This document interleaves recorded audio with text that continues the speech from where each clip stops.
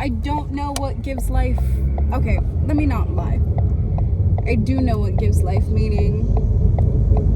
I just don't know if it's the right thing that I'm choosing, because I think it's a choice. You've got to choose what to prioritize in your own life. So I'm not sure what I'm choosing is the right thing to choose.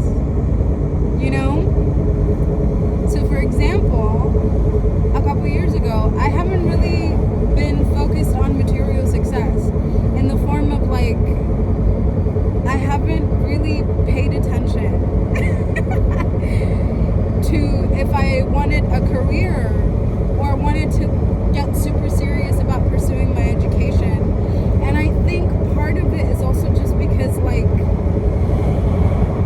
I think as human beings you have very little incentive to do something that is, first of all, a bit challenging, a bit difficult, and especially to do it alone and to do it feeling like you don't have any support. So I realize that a lot of people around me have been able to succeed in their career endeavors and school endeavors just because they're surrounded by other people doing exactly the same thing. And I just didn't have that before. And so I struggled a lot in like maintaining my motivation or even having a drive to do it just for myself.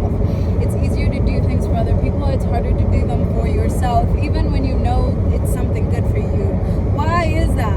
I'm trying to rewrite that in my brain and be like, we are choosing the good thing for you every time, no matter what.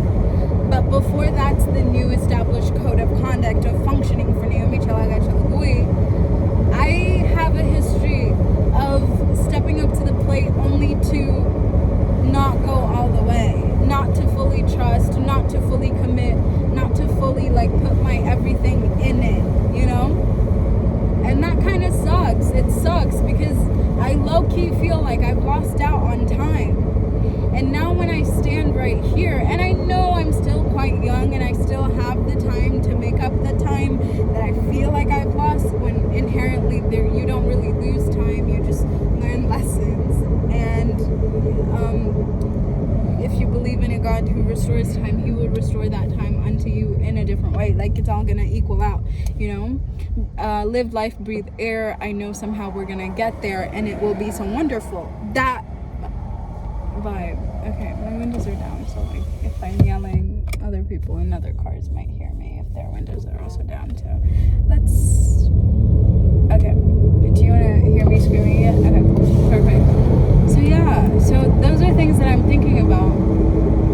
And so I would say, if I was being honest, I think love is the basis of humanity, is the basis of how to measure a livelihood. How much love do you exude? How much love exists in your life? How much love are you able to share with other people, including random strangers, I think. But you don't have to, but I think, personally, for me, that's part of it. Or just to reciprocate energy when it is given and offered, you know?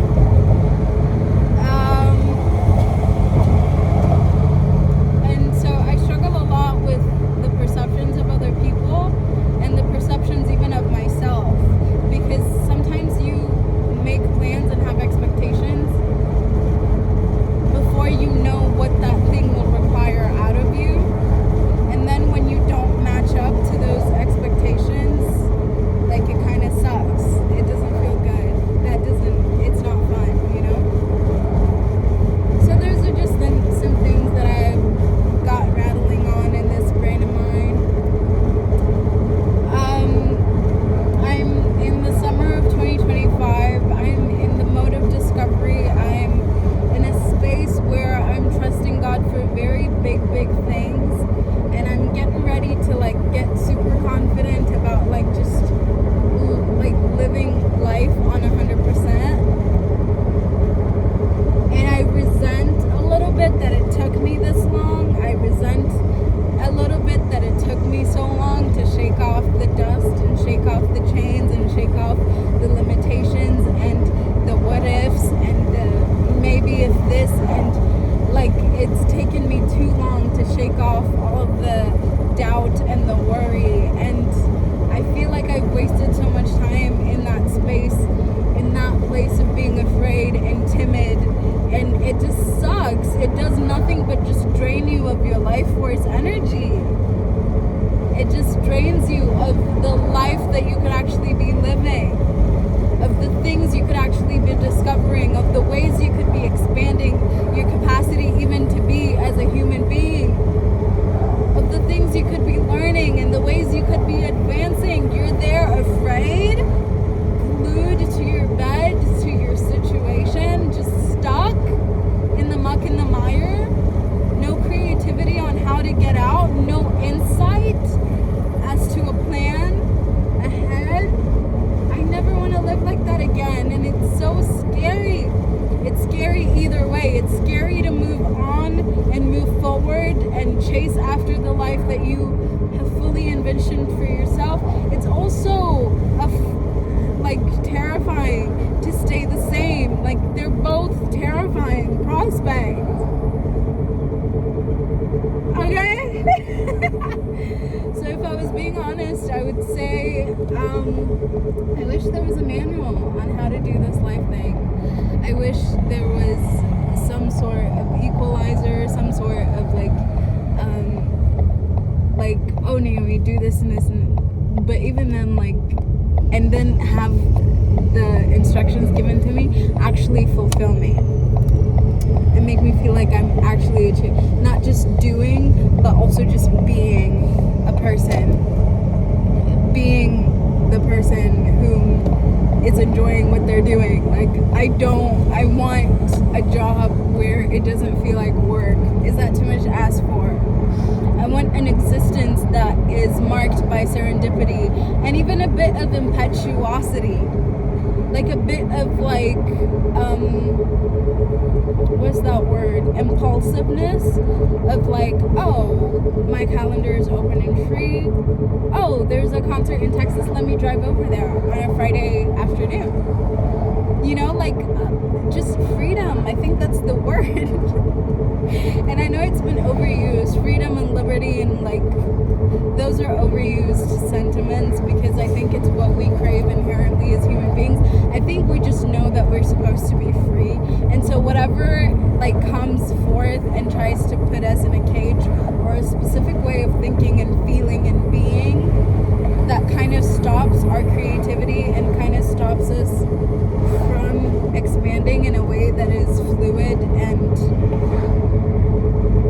I don't know how to explain, not so linear, not so boxed, not so measured and precise, but more oblong, more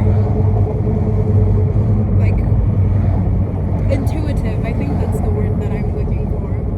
A more intuitive existence, I think, is what we were all supposed to experience, and it sucks that we don't all get to experience that.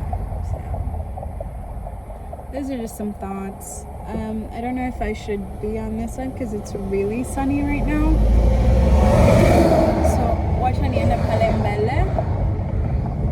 There's usually bigger trees on the side of the park.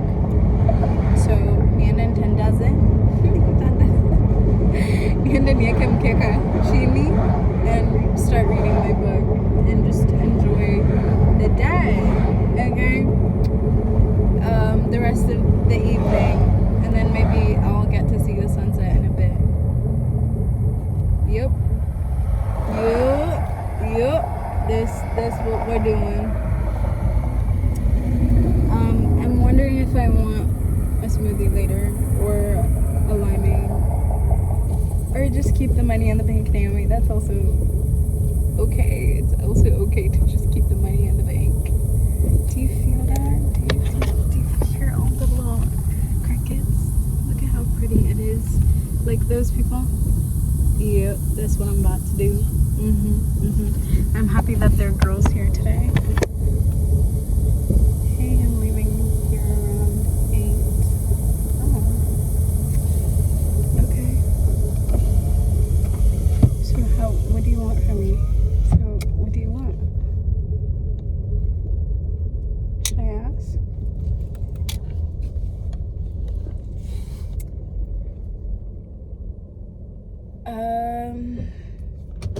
That's my boyfriend. He's in town, and I guess he's leaving soon.